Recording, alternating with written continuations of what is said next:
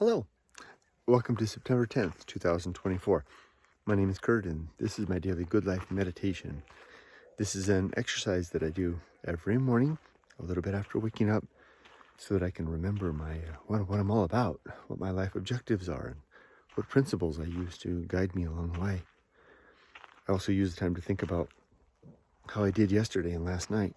I plan for the coming day, and I prepare for death. So, last night and yesterday, slept all right. I was up a couple of times in the middle of the night, just incidental things. Oh, the dog. He was being restless. That was something. I think maybe that's it. We've got some problem with shipping Ollie to Japan. It's supposed to go in 2 weeks. We may not be able to do that. Well, I know we won't be able to do it because the airline said no. So we have to ship him on another day. And that's a little harder than it sounds because I have to pick a new day. And no, I mean, the shipper has to find a new day that the airline will accept. Then I have to coordinate a new veterinarian appointment for the final checkup. Make sure all that information gets fed to the United States Department of Agriculture and subsequently to Japan. No wonder I was up. Something to worry me. It reminded me a little bit about the many incidentals that used to run through my mind, one after another, in the last decade while I was living here in the United States, and in the half decade before that living in Japan after my business failed. 15 years of fuss and worry, keeping me up at night, pulling apart my health, pulling apart my mind. It's funny though, I felt like, in a way, even though my mind was being pulled down by all of that during that period, and my health too, my body too, I was like a man trying to build a sandcastle at high tide. Well, as the tide was rising, I was busily, pulling away at the sand, piling it up. Each subsequent wave crept up, and a big sweeping wave would come up sometimes and sweep it all away. Maybe that makes all the difference. The consistent and concerted efforts, the not giving up. Yeah. You know what else has been on my mind lately is how I can sense that my body is at a crux. Is that the right word? No, crux is the difficult part of an issue.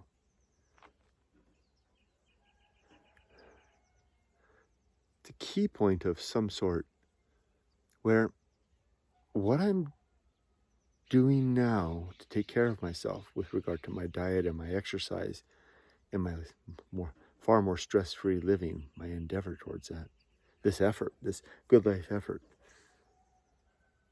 is going to sustain me, but in a diminishing way. There's no way that this can stay. Like, I'm as fit as I've ever been right now, definitely. But my 60-year-old self can't hold a form or a physique. But it sure can hold it up here, huh? I was going to say better than when I was 30 or 40. Heaven forbid 20. But up here, much better. That's an interesting thought.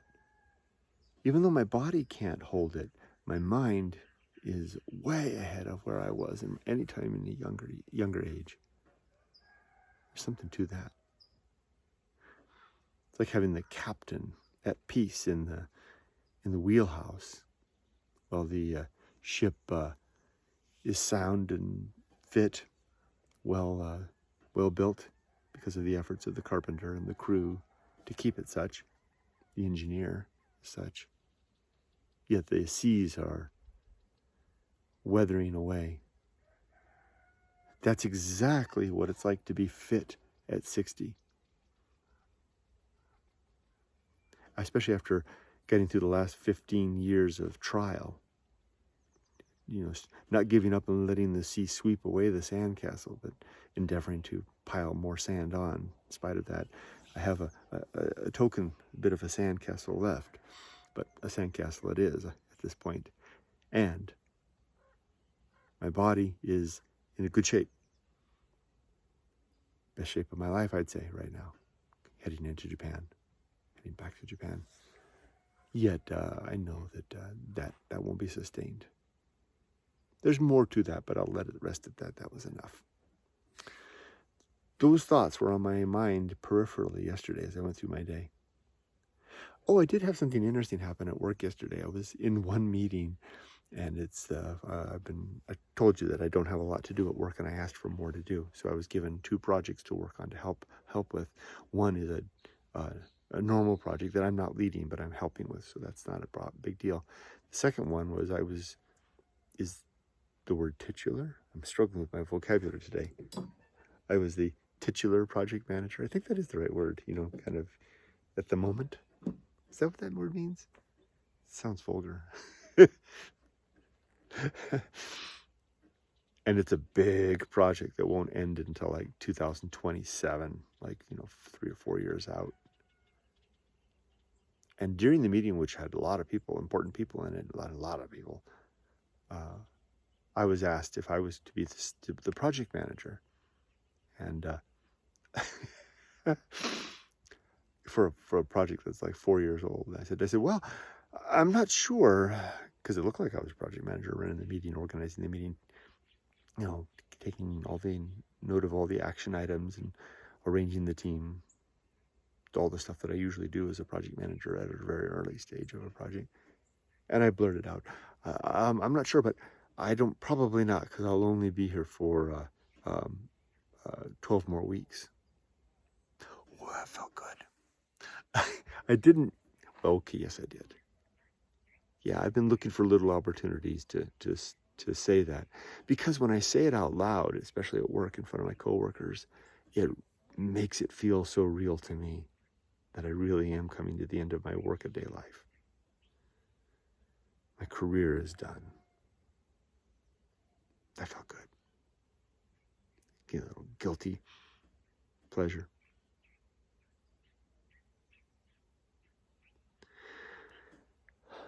So that was yesterday. There was one thing that kind of got me, a challenge.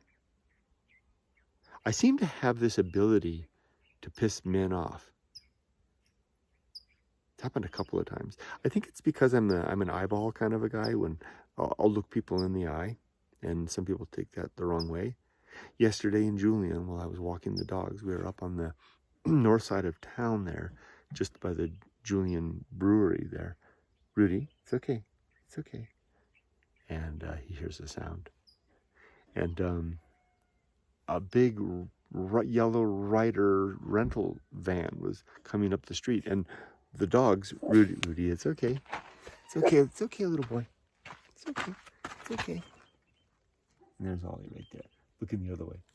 And in the Ryder van, this dog right here wanted to go across the street. And so I was going to walk across the street. And I looked over to see if a car was coming. The van was there. And usually, as I am, my mind is always daydreaming and thinking. And I guess the driver of the van thought I was looking at him. And just as he kind of came by, I was looking down the road. I was looking to see if anybody's car was coming. I looked down the road. And just as he came by, and I wasn't even looking at him, I looked over at him, I caught his eye, and I gave him a smile. And I wasn't staring at him. I was just simply noting, there's no car, there's a car.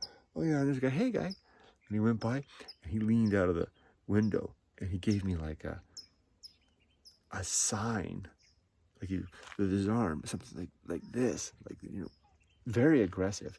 And I thought, oh, crap. I thought he's going to spin around and come beat me up.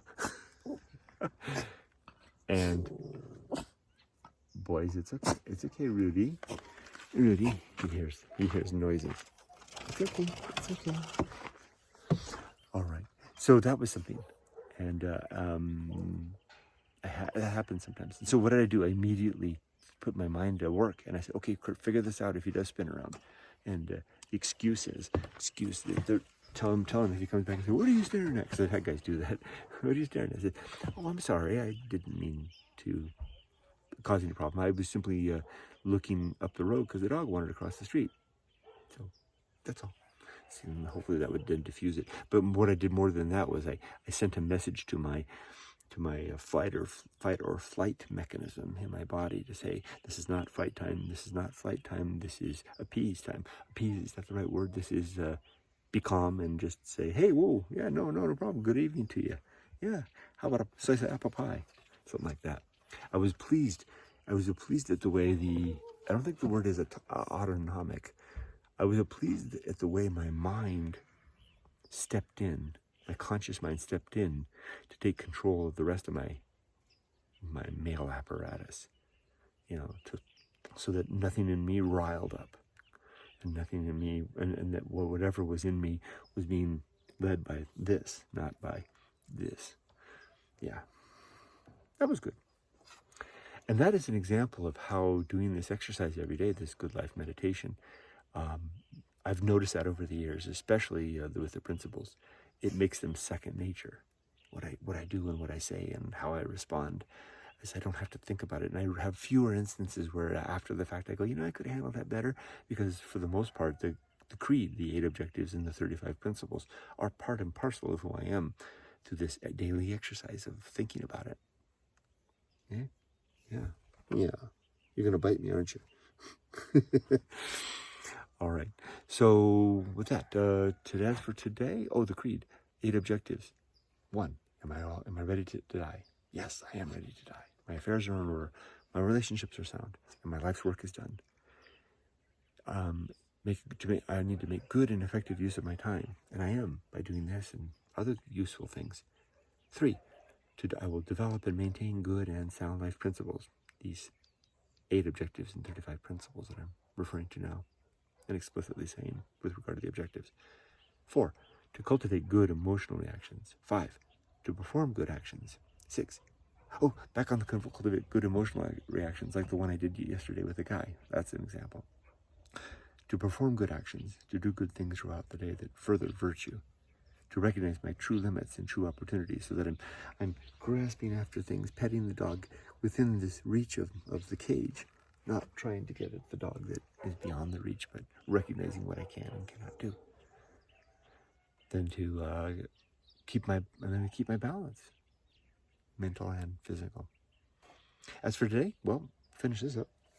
I'll go inside, make myself some breakfast, change my shirt. Excuse me, I'm gonna sneeze. Get to work. Have a good, solid, productive day, and I'll handle the dog thing as it comes, because I'm expecting a message from the dog shipper shortly. Should be one anytime this morning. And then, am I ready for death? I already talked about that. Yeah, I am. It's all in order. So I wish you all the best. Be safe, but not too safe. Take care.